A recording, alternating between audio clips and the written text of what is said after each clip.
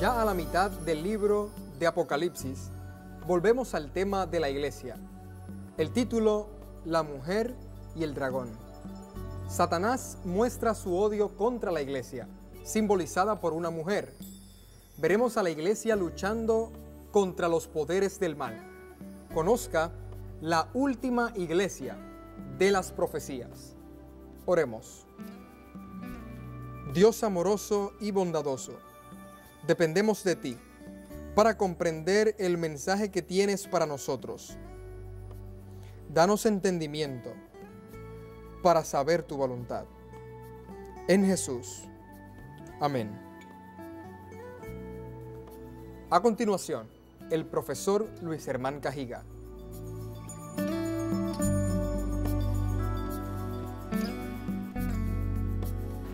El tema de hoy es uno de los más hermosos de Apocalipsis, el capítulo 12, la mujer y el dragón.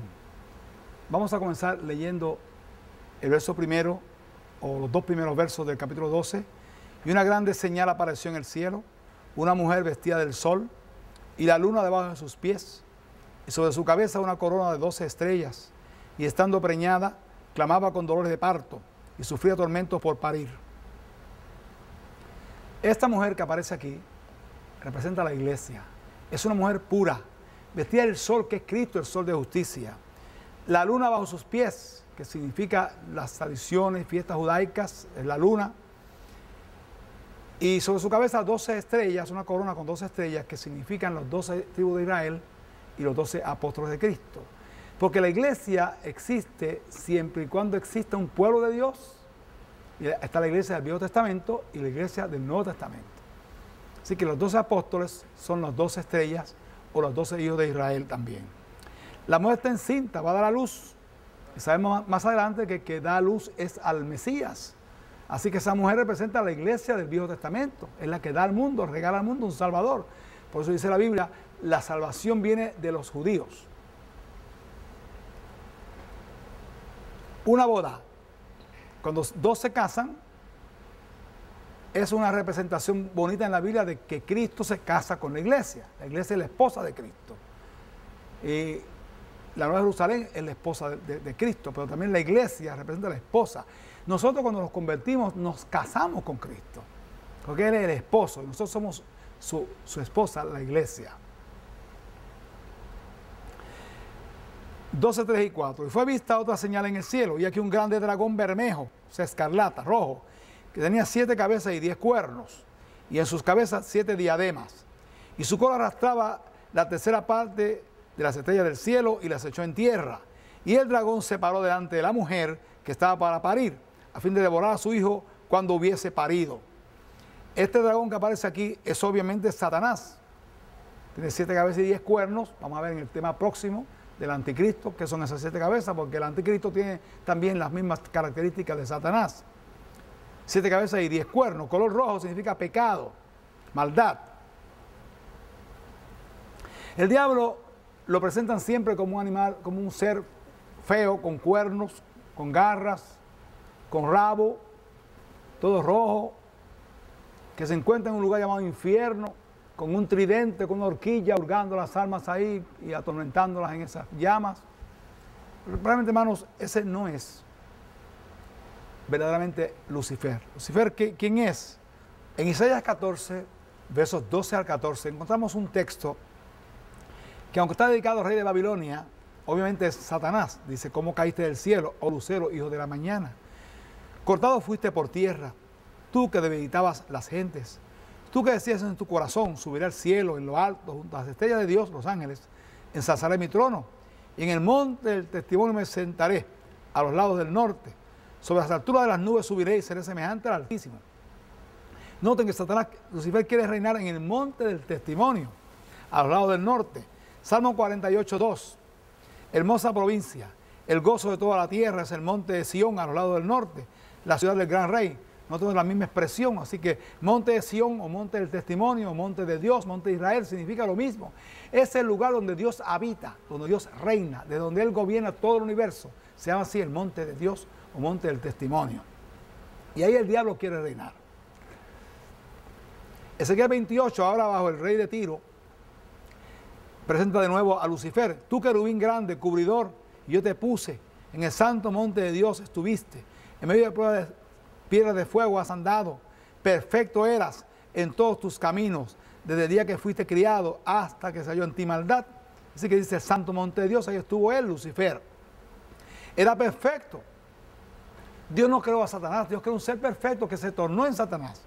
Porque Dios le da libre albedrío a sus hijos, a los ángeles y a nosotros también. Por lo tanto, el diablo, Lucifer, escogió ese camino de rebelión contra Dios, pretender ser igual que Dios, sentarse al lado de Dios. Por tanto, él es el responsable de ese cambio que hubo en él. Era un ser hermoso.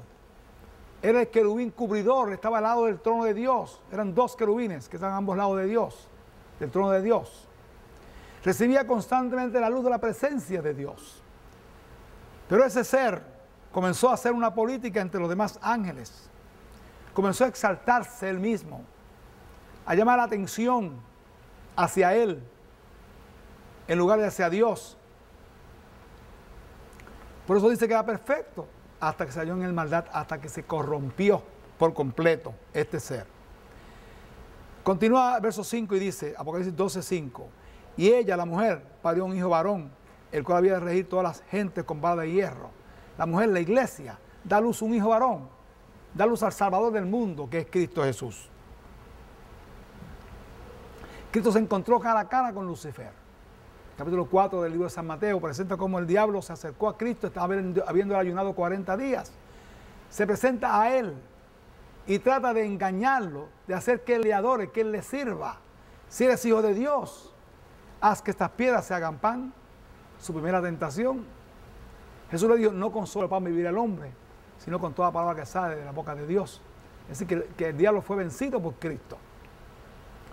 La segunda vez dice que lo pone en las almenas del templo. Le dice, si eres hijo de Dios, échate abajo, que está escrito que los ángeles vendrán a ti y te salvarán. Jesús le dijo, además está escrito, no tentarás al Señor tu Dios. Así que el diablo tentó a Jesús a que él se tentara a la vez a Dios. Si usted sabe que un lugar es malo, no vaya. Que un camino es peligroso, no entre por él. Que el ladrón es por ahí esperando, usted no vaya ahí a decir, Dios me cuida. Cuidado, hermanos, hay que tener cuidado. Cristo Jesús venció ese deseo de exaltación, deseo de tentar a Dios. Así que el diablo también fue vencido, segunda tentación.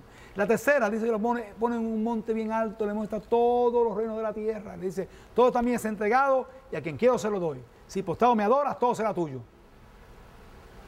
Qué interesante, el diablo dice que alguien se lo dio a él. ¿Quién le dio a Satanás el dominio del mundo? Adán, cuando se dio la tentación. Y esta es su mujer que fue engañada por Satanás. Y ahora el diablo se convierte en el príncipe de este mundo, Dios de este siglo. Y quiere que Cristo le adore. Cristo dice, escrito está, al Señor tu Dios adorarás y él solo servirás. El diablo se fue, lo dejó tranquilo a Jesús, aunque luego también quiso acosarlo varias veces más. Pero en esas tres tentaciones Jesús venció. Y como Jesús venció, esa victoria de Cristo es tu victoria, mi hermano. Es mi victoria. Yo estoy feliz de saber que el diablo es un enemigo vencido por Cristo Jesús. El pecado nos asedia, pero que Dios nos ayude a poder vencerlo en el nombre de Cristo Jesús, nuestro amante Salvador.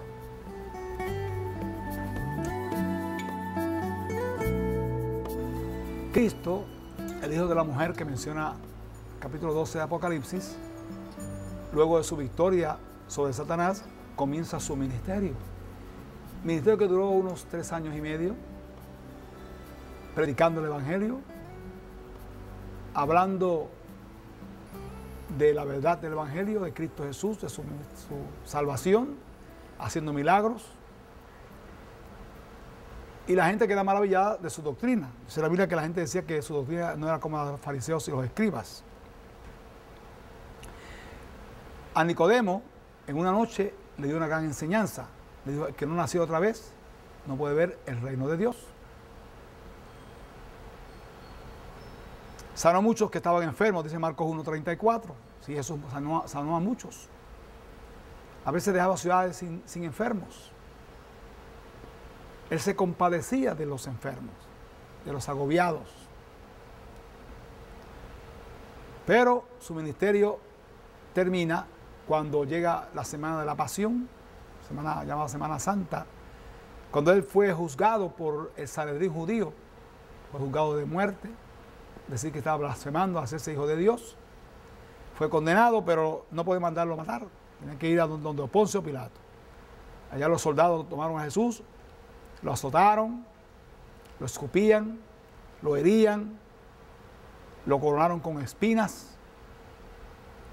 Y finalmente, así ultrajado, humillado, Pilato lo presenta ante el pueblo, pensando que tendrían un poquito de misericordia con él, pero no, he aquí el hombre, Juan 19:5.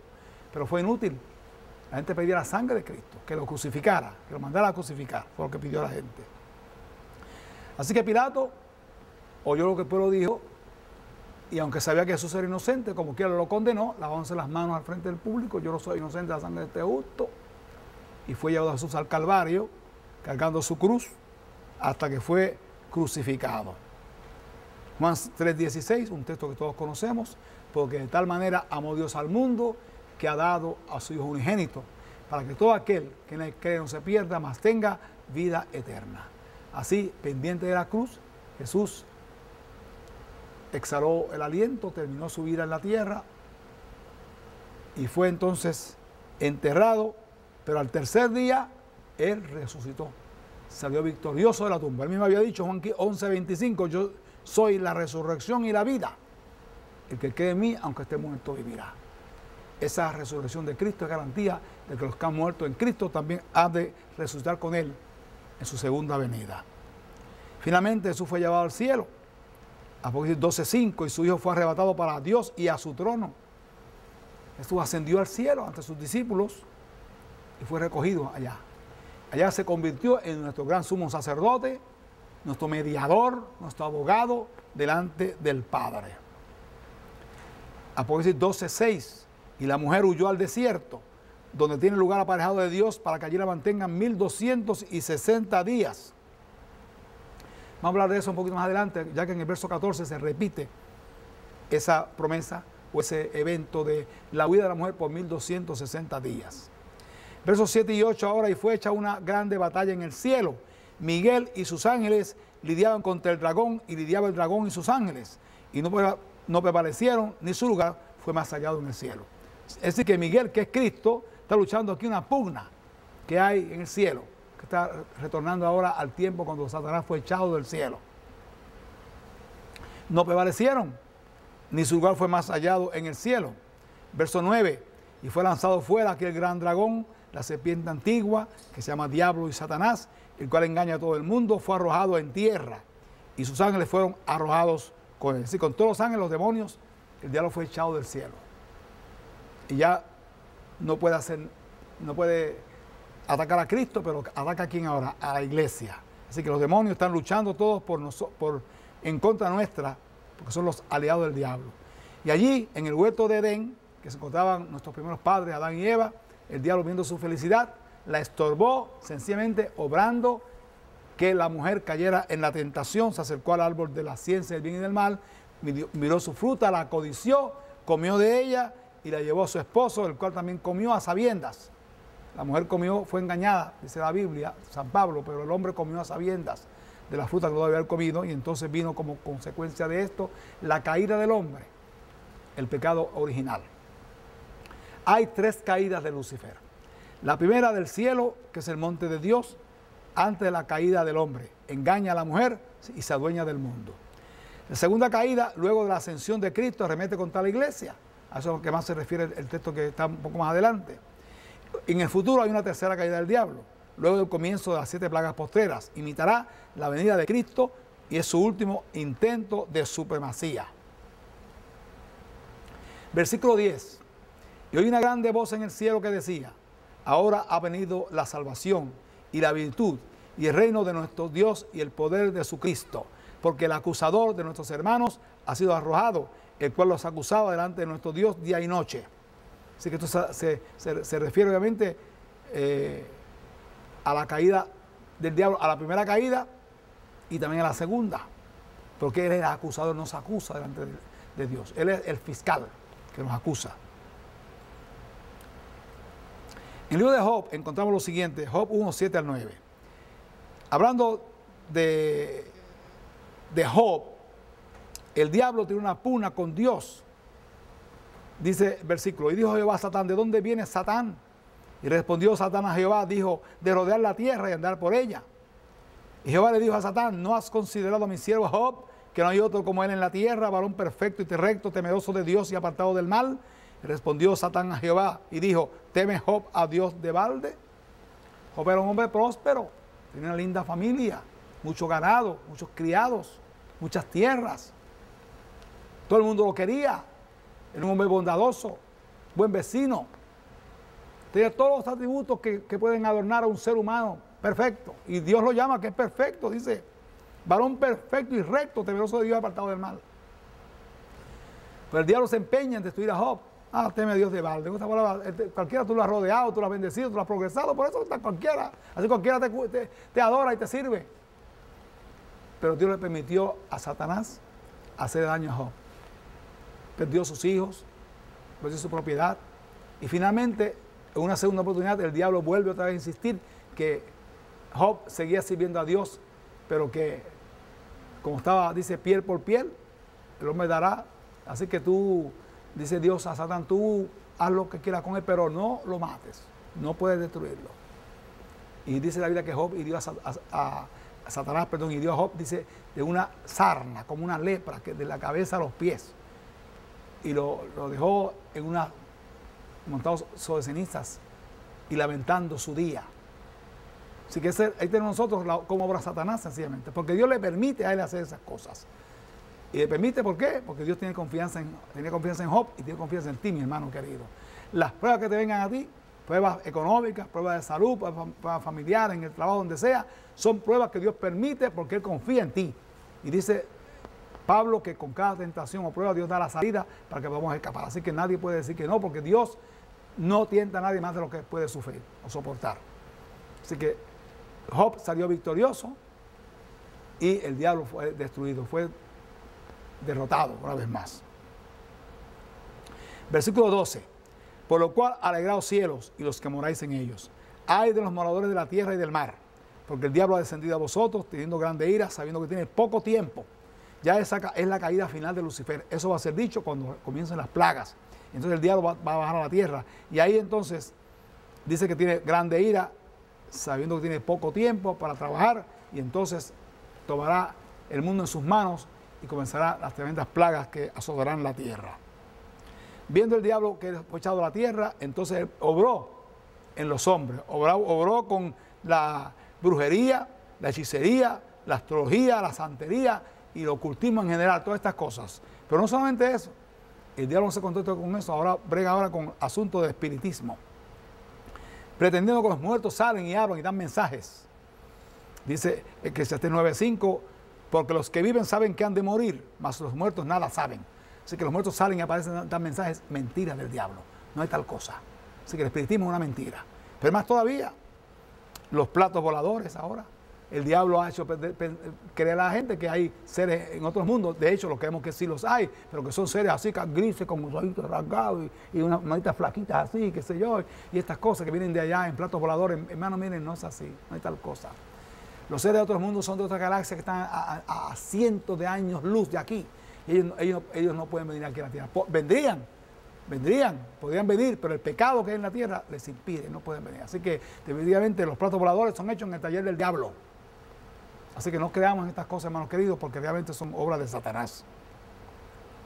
Versículo 13. Y cuando vio el dragón que él había sido arrojado a la tierra, persiguió a la mujer que había parido al hijo varón. Y verso 14. Fueron dadas a la mujer 2 alas de la grande águila, para que la presencia de la serpiente volase al desierto, a su lugar, donde mantenía por un tiempo y tiempos y la mitad de un tiempo. El verso 6 decía, ¿cuánto? 1260 días. Ahora aquí dice tiempos y la mitad. Ya vimos en el tema pasado qué es lo que eso significa, ¿verdad? Así que el diablo persigue a la mujer, que es la iglesia, por todo ese tiempo, que son 1260 días o años. Un tiempo es un año, que son 360 días. Tiempos son 2 años, 720 días. Medio tiempo es medio año, 180 días. Total son 3,5 años o 1260 días. Y día por año te lo he dado, Ezequiel 4:6, son 1260 años. donde la iglesia estaría en el desierto huyendo. ¿Por qué? Ah, muy interesante esto. Año 538 ya vimos, el tema anterior, el decreto de Justiniano el Grande y comienza la supremacía papal. La verdadera iglesia huye. Ahí tenemos nosotros cuántos grupos fueron aislados, los valdenses, etcétera, los hugonotes, muchos otros grupos más. Hasta 1798, reinado de Napoleón, golpe mortal al papado, reaparece la verdadera iglesia. Después del año 1798, luego comienza el tiempo del fin, ¿recuerdan? Tiempo del fin. Es el tiempo de supremacía papal, 1260 años, del 538 a 1798. Los valdenses, uno de esos grupos que mantuvieron la verdad del Evangelio por siglos, y siguieron adorando a Dios y predicando el Evangelio de Jesucristo. 12:11. Y ellos le han vencido por la sangre del Cordero y por la palabra de su testimonio, y no han amado sus vidas hasta la muerte. Así que hubo los mártires, millones de mártires. Aquí tenemos el caso de Juan Hus, cómo fue condenado a muerte en el concilio de Constanza y dio su vida por Cristo y por el Evangelio, y fue quemado en la hoguera. Versos 15 y 16. Y la serpiente echó de su boca tras la mujer agua como un río, a fin de hacer que fuese arrebatada del río.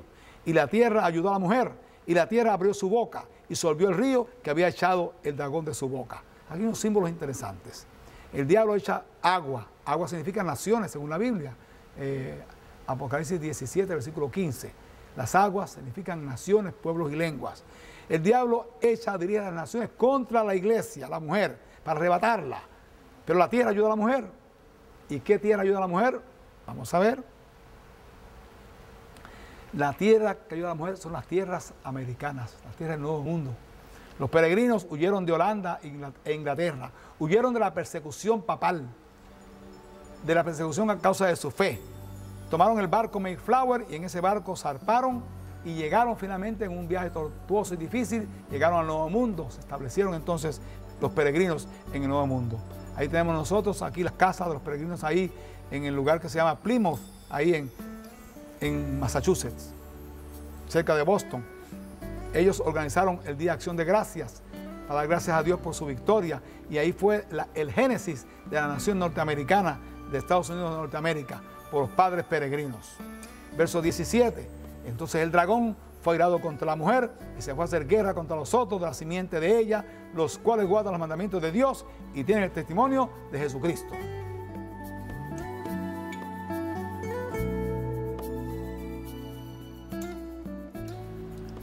A veces alguien pregunta, ¿presenta la Biblia la verdadera iglesia? En medio de tantas congregaciones, tantas iglesias, tantas sectas, ¿hay alguna que reúne las características que la Biblia menciona? Ya hemos leído versículo 17, que es el último verso del capítulo 12, el tema que estamos considerando, la mujer y el dragón, que dice entonces que la última iglesia se destaca por dos características esenciales. Guardan los mandamientos de Dios y tienen el testimonio de Jesucristo. Los mandamientos de Dios. Todos sabemos que en la Biblia se presenta mucho en el Nuevo Testamento la frase de la ley, y algunos se confunden, porque no siempre que la frase de la ley aparece se refiere a los 10 mandamientos. A veces por el contexto sí es cierto, pero la mayoría de las veces no se refiere a los 10 mandamientos. Ahora, cuando dice los mandamientos de Dios, ya es otra cosa, porque la Biblia expresa en Deuteronomio 4, versos 13, que Dios escribió con su dedo los 10 mandamientos y los entregó a Moisés. Dice, Él os anunció su pacto, Él comandó a poner por obra las 10 palabras, o los 10 mandamientos, y los escribió en 2 tablas de piedra. Luego el verso siguiente dice que también Dios dio otras leyes a través de Moisés como mediador. Ya esas leyes son transitorias, pero aquella ley, aquellos 10 mandamientos que Dios habló Él mismo y Él mismo escribió, eso es una ley eterna. Es el corazón del pacto de Dios. Dice la gente, es que estamos en un nuevo pacto, no tenemos que obedecer los mandamientos. Pero el nuevo pacto en Jeremías 31 dice, este es el pacto que haré con la casa de Israel y de Judá después de aquellos días. Daré mi ley en sus corazones y en sus almas las escribiré. Dice mi ley, no dice otra ley, nueva ley, no, es la ley de Dios. La diferencia está en que en el viejo pacto, la ley está en tabla de piedra, en el nuevo pacto está en el corazón del que cree en Cristo Jesús y le acepta como Salvador. ¿Ves la diferencia? Es la misma ley. Son los mismos mandamientos. Hasta que perezca el cielo y la tierra, dice la Biblia, la ley permanecerá. Usted no puede tener otros dioses, no puede seguir a los ídolos, no puede blasfemar el nombre de Dios, no puede quebrantar su sábado, su cuarto mandamiento, no puede dejar de honrar a sus padres. O sea, tiene que honrar a sus padres, no puede matar, ni adulterar o fornicar, ni robar, ni mentir, ni codiciar. Esos son los 10 mandamientos. Y mientras el mundo exista, mis hermanos queridos, hay que guardar esos mandamientos. Porque eso garantiza la relación suya con Dios, los 4 mandamientos y los otros 6 mandamientos con su prójimo. Es decir, que ese es lo que distingue a la iglesia verdadera. Así que los 10 mandamientos, nos dice en Isaías 8:20, a la ley y al testimonio, si no hablaren conforme a esto, es porque no les ha amanecido. Y 19:10, ya que dice que además de guardar los mandamientos, tiene el testimonio de Jesucristo, dice 19:10, adora a Dios porque el testimonio de Jesús es el espíritu de la profecía. ¿Y qué espíritu de la profecía? Espíritu Santo obrando mediante los profetas para dar instrucción al pueblo de Dios. Y a esta iglesia que nació en 1844, luego el chasco milerista, a esta iglesia Dios les regaló el don de profecía en forma muy especial. Y Dios usó a una mujer, Elena G. de White. Elena Harmon, originalmente cuando era joven, señorita, cuando tuvo la primera visión en 1844, en diciembre de ese año. Y luego tuvo otras visiones, escribió muchos libros también. Algunos acusan que la hermana White es plagiarista, porque ella copió otros libros. Miren, señores, yo he escrito varios libros y ¿quién no ha copiado? Si alguien va a escribir la vida de Cristo, tiene que pensar en Charles Dickens, que empezar en Edersheim, por ejemplo, que escribió la vida y los tiempos de Jesús el Mesías, y otros artistas, Hannah, que la hermana Juan lo usó mucho. Ella era autodidacta, ella leyó muchos libros y se llenó su mente de cosas lindas que tenían esos autores, y ella, mientras esos autores decían la verdad, ella usó algunos autores. Pero ella recopiló todo, hizo un libro precioso, el deseo de todas las gentes. La gente critica que ella copió, no, ella sí copió, ella copió de algunos autores, ella misma lo dice, El conflicto de los siglos también varios. Hay otros libros de instrucción que son maravillosos. Pero mire, si Elena White es plagiarista, no hay autor que no sea plagiarista. Yo soy un plagiarista, yo he escrito libros, a menos si no copio directamente, a menos tengo ideas de otros autores. Es decir, que no hay tal cosa. Ella es sencillamente una mujer escogida por Dios. Tiene más de 60 libros. Si usted busca lo que ella ha tomado de otros autores, es una mínima parte, realmente. Así que Elena White sencillamente fue una mujer escogida por Dios para ser la mensajera de la iglesia remanente de la última iglesia. Escribió más de 60 libros en inglés, en español pues hay como unos 40 y pico, hay varios también.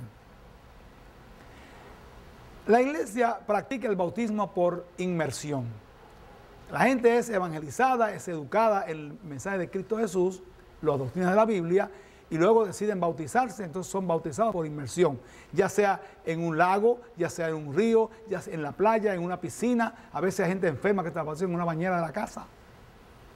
Había un hermano adventista en Cuba que fue perseguido y él evangelizaba a la gente y luego la bautizaba. ¿Sabe dónde? En un dron de agua, lo llenaba y lo bautizaba. Hermano Noble Alexander, muy conocido. Así que el bautismo es necesario. Jesús dice, el que creyere y fue bautizado será salvo. Así que usted, una vez que usted conoce el mensaje, usted debe bautizarse. Y la iglesia adventista lo invita a que usted venga y se prepare, se eduque en los caminos de Dios y luego sea bautizado, conforme al rito que Dios dice en la Biblia. Dice Hebreos 10:25, no dejando de asistir a nuestras reuniones. O sea, la iglesia tiene sus cultos en las noches, algunas noches, y también sobre todo los sábados, el día especial de culto, porque es el mandamiento de Dios de que es el día de santa congregación, de santa reunión. Y ese día nosotros nos reunimos para alabar a Dios, para estudiar su palabra, la escuela sabática, y tener el culto y realmente es una bendición inmensa el sábado para el pueblo de Dios. Dios tiene un llamado hoy día, llamando a toda la gente de todas las nacionalidades, de todas las razas, de todos los niveles sociales, a que vengan al conocimiento de la verdad en Cristo Jesús. Así que la Iglesia Adventista del Séptimo Día es la iglesia que Dios ha escogido como el último mensaje para el mundo. Ese mensaje vamos a hablar próximamente. Así que Dios les bendiga a todos y sigamos progresando y creciendo en Cristo Jesús.